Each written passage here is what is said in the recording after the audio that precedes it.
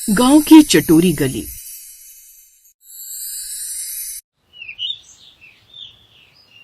बेलापुर गांव के बीचों बीच एक गली थी जिसका नाम था चटोरी गली। उस गली का नाम ही ऐसा था कि सुनते ही मुंह में पानी आ जाए। सुबह होते ही वहां कढ़ाई में छनती कचौड़ियों की खुशबू, तवे पर सिकती टिक्कियों की सौंधी महक। उसी गली में एक छोटी सी दुकान थी सलोनी की चाट भंडार की। सलोनी की बनाई चाट का स्वाद पूरे गांव में मशहूर था। सलोनी के परिवार में उसकी जेठानी लक्ष्मी, बूढ़ी सास सरस्वती देवी रहती थी। उसके पति राजीव 3 महीने से बिस्तर पर थे, जिस कारण वो अब घर खर्च चलाने के लिए काम करती थी। तो वहीं लक्ष्मी के पति यानी सलोनी के जेठ 2 साल पहले पानी के जहाज पर काम करने गए थे, लेकिन उसके बाद से उनकी कोई खबर नहीं आई। गांव में सबने मान लिया था कि शायद वो अब इस दुनिया में नहीं रहे, लेकिन लक्ष्मी आज भी अपनी मांग में सिंदूर लगाती। एक दिन सास ने कहा, बहू, आखिर तू कब तक यूं उम्मीद लगाए बैठी रहेगी? उसे आना होता तो कब का आ जाता, लेकिन मुझे लगता है अब वो इस दुनिया में है ही नहीं। ये सुनकर लक्ष्मी की आंखें भर आईं। माँ जी, जब तक सांस है तब तक आस है। मेरा दिल कहता है कि एक दिन वो जरूर आएंगे। सलोनी चुपचाप ये सब सुनती रहती। घर का खर्च चलाने के लिए उसने चटोरी गली में चाट की दुकान शुरू की थी। माँ जी, अगर जेठानी जी का मन यही कहता है तो उन्हें रोकिए मत। कहते हैं ना, एक सुहागिन के विश्वास में बड़ी सच्चाई होती है। अच्छा, अब मैं काम पर चलती हूँ। फिर एक दिन गली में खूब भीड़ थी। आज संडे वाला दिन था, इसलिए लोग दूर दूर से उस गली में आते। फिर कुछ देर बाद एक बहू अपनी रूठी सास को लेकर वहां पर आई। अम्मा, सलोनी की आलू टिक्की चाट आप एक बार खाकर तो देखिए। देखना, आपकी जो साड़ी मुझसे जली है ना, उसका गुस्सा अपने आप चला जाएगा, यूं छूमंतर हो जाएगा। चुप कर, जैसे कि तेरी इस चाट से मेरी साड़ी ठीक हो जाएगी ना। अच्छे से जानती हूँ तेरी चालाकी को। पहले तू जानबूझकर मुझे ये खिलाएगी ताकि तुझे मुझे साड़ी ना दिलवानी पड़े। ओफो अम्मा, अच्छा ठीक है, अगर तुम्हें ये चाट पसंद ना आई तो फिर मैं तुम्हें साड़ी दिलवा दूंगी, लेकिन अगर पसंद आ गई तो फिर आप मुझसे साड़ी की जिद छोड़ दोगी। बोलो, मंजूर है? हाँ हाँ ठीक है, मैं भी तो देखूं भला ऐसा क्या है इस चाट में। ठीक है सलोनी बहन, आज ऐसी कोई बढ़िया सी चाट बना दो कि मजा आ जाए। जी बस अभी बनाती हूँ। सलोनी ने झट से चाट बनाकर उन्हें दी। सास ने पहले मुंह बनाया, फिर जैसे ही एक और उस चाट का लिया तो बोली, अरे वाह, ये तो सच में लाजवाब है। वाह वाह वाह, मजा आ गया। कहा था ना माँ जी, आपको इस चटोरी गली की चाट बड़ी पसंद आएगी। अब आपकी साड़ी कैंसिल। हाँ हाँ, अब उसकी जरूरत नहीं है, लेकिन अब से तू हर दूसरे दिन मुझे यहाँ की चाट खिलाने लेकर आएगी। अरे, ये तो मैंने अपने ही पैर पर कुल्हाड़ी मार ली। अब वो वहां से चले जाते हैं और ये सब देख सलोनी मुस्कुराने लगती है। एक एक कर उसके पास और भी ग्राहक आते। शाम तक वो पैसे लेकर घर आ गई सलोनी, आ जाओ, खाना तैयार है। सच में भाभी, अगर आप नहीं होती तो मैं कैसे अकेले घर और बाहर का काम संभालती। सलोनी, तुमने भी तो इस घर का काम अपने कंधों पर संभाल लिया है। अगर तुम ना होती तो इस घर का खर्चा कैसे चलता। ऐसे दिन बीत रहे थे। फिर एक शाम को जब भीड़ कम हो रही थी, एक अजनबी आदमी सलोनी की दुकान पर आया। उसका चेहरा दाढ़ी से ढका हुआ, लेकिन आंखों में अजीब सी चमक थी।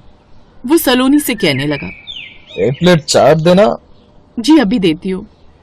फिर सलोनी ने उसे झट से चना चाट बनाकर दे दी। वो आदमी धीरे धीरे खाने लगा। फिर कुछ देर बाद बोला, इस चाट में वही स्वाद है जो 2 साल पहले भी था। ये चटपटी गली आज भी नहीं बदली, आज भी वही की वही है। ये सुनकर सलोनी चौंक गई। क्या? इसका मतलब आप पहले भी आए हैं यहाँ? हाँ, बहुत पहले। ये लीजिए आपके पैसे। इतना कहकर वो वहां से चला गया। सलोनी देर तक सोचती रही, ये कौन था। ना जाने ये आदमी कौन था, लेकिन जो भी था उसकी आवाज बड़ी जानी पहचानी लग रही थी। अगले दिन वही आदमी फिर वहां आया और उससे चाट मांगने लगा। तभी लक्ष्मी भी वहां पर किसी काम से आई। सलोनी, ये लो, तुम अपना फोन तो घर पर ही भूल गई थी। अच्छा मैं चलती हूँ, मुझे घर पर काम है। उस अजनबी ने जैसे ही लक्ष्मी को दुकान के पास खड़े देखा तो उसकी आंखें भर आई। वो धीरे से बोला, ये अभी भी सिंदूर लगाती है? आप कौन है? आप ऐसे क्यों पूछ रहे हैं? सच सच बताइए, आखिर आप हैं कौन? वो आदमी कुछ कहने ही वाला था कि अचानक भीड़ बढ़ गई। तभी वो फिर बिना जवाब दिए चला गया। लेकिन अब सलोनी के मन में अजीब सी कश्मकश चलती रही। फिर घर आकर भी वो परेशान रही। तभी लक्ष्मी ने उसे उदास देखकर उससे पूछा, आखिर बात क्या है सलोनी? तुम इतनी परेशान क्यों लग रही हो? फिर उस रात सलोनी ने लक्ष्मी से सब बताया। ये बात सुनकर लक्ष्मी का दिल जोर जोर से धड़कने लगा। कहीं वो वही तो नहीं। नहीं बहू, ऐसे सपने मत देखो, हो सकता है कि वो कोई और हो। अपनी सास की बात सुनकर वो चुप हो गई, लेकिन सलोनी ने ठान लिया कि वो सच का पता लगाएगी। एक रात तेज आंधी आई, बिजली कड़क रही थी, तभी दरवाजे पर दस्तक हुई। सलोनी ने दरवाजा खोला तो वही अजनबी खड़ा था, भीगा हुआ। आप यहाँ? मुझे अंदर आने दोगी? सलोनी तो उसे ठीक से पहचान नहीं पाई, लेकिन फिर लक्ष्मी की नजर जैसे ही उस पर पड़ी, उसका शरीर कांप उठा। लक्ष्मी की चीख निकल गई, राघव, तुमने मुझे पहचान लिया? इतने वक्त से तुम कहाँ थे? फिर राघव ने बताया। उस रोज हमारा जहाज जब अरब सागर की ओर बढ़ रहा था, तभी जहाज द्वीप से टकरा गया और अब उसमें छेद हो गया। ये किसी भी वक्त डूब सकता है। सबके सब अपनी जान बचाओ। अब उनका जहाज दुर्घटनाग्रस्त हो गया था। फिर वो लोग एक अनजान द्वीप पर फंस गए। महीनों बाद उन्हें बचाया गया, लेकिन अब उनकी पहचान के कागज खो गए थे। और फिर हमें वापस आने में समय लग गया। बेटा, तू जिंदा है, यही बहुत है। मुझे पता था तुम आओगे, इसलिए मैंने आज तक अपनी मांग का सिंदूर नहीं हटाया।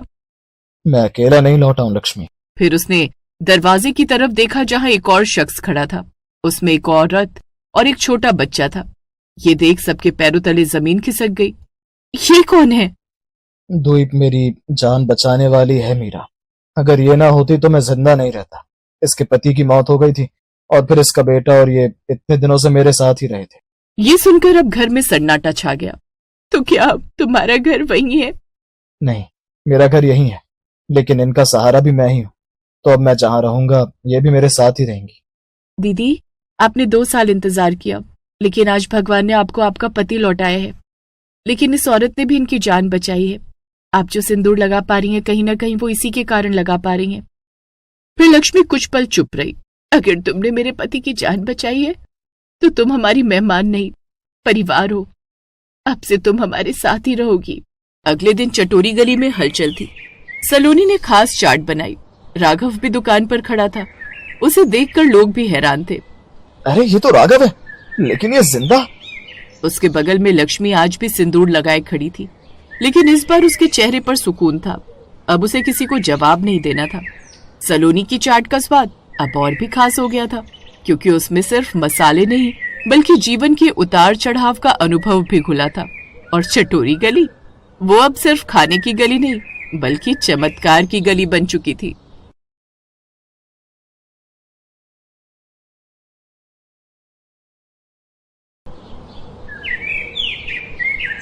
राजीव अपने समोसे के ठेले को लेकर बाजार में आता है और अभी उसके आए हुए 5 मिनट भी नहीं हुए थे कि इतने में राजीव के ठेले पर काफी भीड़ इकट्ठी हो जाती है। अरे भैया, जल्दी से समोसे पैक कर दो, मेरे घर मेहमान आने वाले हैं। अच्छा नहीं लगता ना उनको नाश्ता पानी देर से करने देना। अरे बहन जी, आप मुझे 2 मिनट का समय दीजिए। एक बार ये समोसे अच्छे से गर्म होकर करारे हो जाएं, फिर मैं आपको समोसे पैक कर देता हूँ। इतना बोलकर राजीव थोड़ी देर बाद उस औरत के लिए 10 समोसे फटाफट पैक कर देता है और इस तरह धीरे धीरे वो अपने ग्राहकों को समोसे देने लगता है।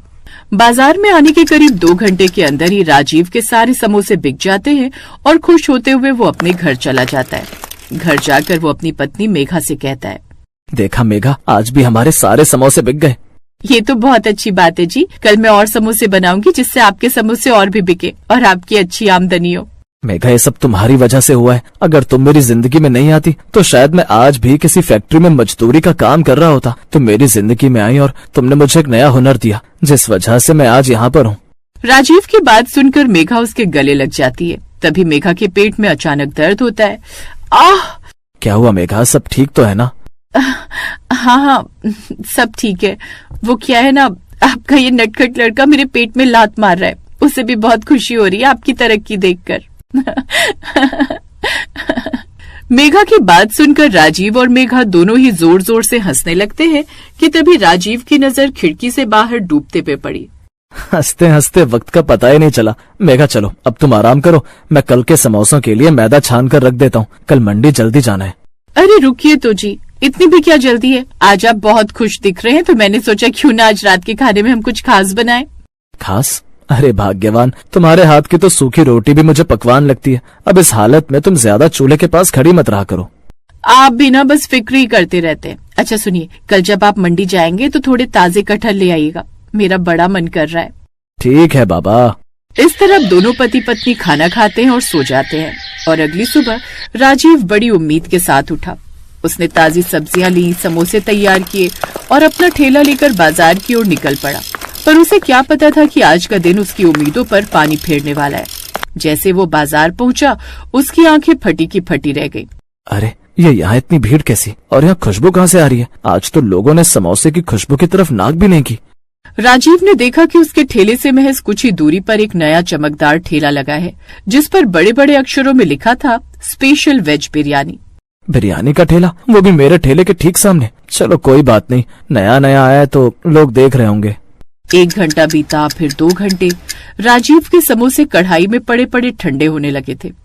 लोग आते, बिरयानी वाले के पास लंबी लाइन लगाते और प्लेट भर भर कर बिरयानी खाते, लेकिन राजीव की तरफ कोई झांकता तक नहीं। तभी राजीव का एक पुराना ग्राहक, जो रोज उससे 4 समोसे लेता था, वहां से गुजरा और तभी राजीव उसे रोकते हुए कहता है, अरे मिश्रा जी राम राम, आज क्या बात है, दुकान की तरफ कदम नहीं बढ़े? समोसे एकदम गर्म और करारे हैं। अरे राजीव भाई राम राम, सच बताऊं तो आज समोसे का मन नहीं है। वो देखो सामने क्या बिरयानी खिला रहा है वो लड़का, पूरा बाजार वहीं टूट पड़ा है। मैंने भी 1 प्लेट खाई, भाई साहब स्वाद ही अलग है। अच्छा ऐसा क्या खास है उसकी बिरयानी में? पता नहीं भाई, पर खुशबू ऐसी है कि दूर से खींच लाती है। तुम बुरा मत मानना, पर आज के जमाने में लोग कुछ नया चाहते हैं। समोसे तो घर घर में बनते हैं। मिश्रा जी की बात सुनकर राजीव को झटका लगता है। देखते ही देखते शाम हो गई। जहाँ रोज राजीव खाली पतीला लेकर घर जाता था, तो आज उसका ठेला समोसों से भरा पड़ा था। आज तो बोनी तक नहीं हुई, सारा सामान खराब हो जाएगा। घर जाकर मेघा को क्या मुंह दिखाऊंगा। राजीव बुझे मन से ठेला खींचते हुए घर पहुंचा। मेघा दरवाजे पर ही उसका इंतजार कर रही थी। जैसे उसने भरा हुआ ठेला देखा, वो समझ गई कि आज कुछ बुरा हुआ है। अरे आज इतने सारे समोसे वापस आ गए, क्या हुआ जी? तबीयत तो ठीक है ना आपकी? तबीयत को क्या होना है मेघा, बस किस्मत ही खराब है। बाजार में एक नया बिरयानी वाला आया है, उसने आते ही मेरा सारा धंधा चौपट कर दिया। एक दिन में धंधा कैसे चौपट हो सकता है? लोग आपके हाथ का स्वाद जानते हैं। नहीं मेघा, लोग स्वाद नहीं, बस चमक धमक और नई चीज के पीछे भागते हैं। मिश्रा जी कह रहे थे कि अब लोग समोसे खाकर बोर हो गए। आज 1 रुपया भी घर नहीं आया। हिम्मत मत हारिए जी, अगर वो बिरयानी बेच रहा है तो हम भी तो कुछ कर सकते हैं ना। दुनिया खत्म थोड़ी हो गई है। क्या करेंगे मेघा, मेरे पास ना तो बिरयानी बनाने का बड़ा बर्तन है और ना ही मुझे वो सब बनाना आता है। मैं तो बस एक सीधा साधा समोसे वाला हूँ। आप बनाना नहीं जानते, पर मैं जानती हूँ ना। याद है आपको, जब हम गांव में थे तो मेरी माँ कटहल की बिरयानी बनाया करती थी। वो स्वाद जिसे खाकर लोग कहते थे कि मटन भी इसके आगे फेल है। लेकिन मेघा वो गांव की बात थी, यहाँ शहर में कटहल की बिरयानी कौन खाएगा? लोग तो सोयाबीन वाली बिरयानी के पीछे पागल हैं। यही तो हमारी खूबी होगी। लोग सोयाबीन खाकर थक चुके हैं, हम उन्हें गांव का असली स्वाद चखाएंगे। गांव की कटहल बिरयानी। आप बस कल मंडी से ताजे और कच्चे कटहल ले आना, बाकी मुझ पर छोड़ दो। पर तुम्हारी हालत, डॉक्टर ने कहा है कि तुम्हें आराम करना चाहिए। मैं तुम्हें इस हालत में चूल्हे के सामने झोंक दूं? नहीं मेघा, ये मुझसे नहीं होगा। अरे अपने पति और आने वाले बच्चे की खातिर मैं इतना भी नहीं कर सकती। जब तक हम लड़ेंगे नहीं, तब तक जीतेंगे कैसे? आप बस भरोसा रखिए। राजीव को मेघा की बातों से थोड़ी हिम्मत मिलती है और अगली सुबह वो जल्दी उठता है और मंडी जाकर सबसे अच्छे कटहल चुनकर लाता है। मेघा ने अपनी तकलीफों को भूलकर रसोई संभाली। उसने मसालों को सिलबट्टे पर पीसा ताकि खुशबू बरकरार रहे। वाह भैया, इस मसाले की खुशबू तो कमाल की है। सच में इसमें गांव की मिट्टी की महक आ रही है। अभी तो बस शुरुआत है। देखिए मैं इन कटहल के टुकड़ों को कैसे मसालों में लपेटती हूँ। जब ये चावल के साथ दम पर पकेंगे ना, तो इनका रेशा रेशा खुल जाएगा। मेघा ने अब चावल उबाले, कटहल को तैयार किया और फिर एक बड़े पतीले में उसे सेट करके ऊपर से आटा लगाकर दम पर रख दिया। करीब 1 घंटे बाद जब पतीला खुला तो पूरा घर महक उठा।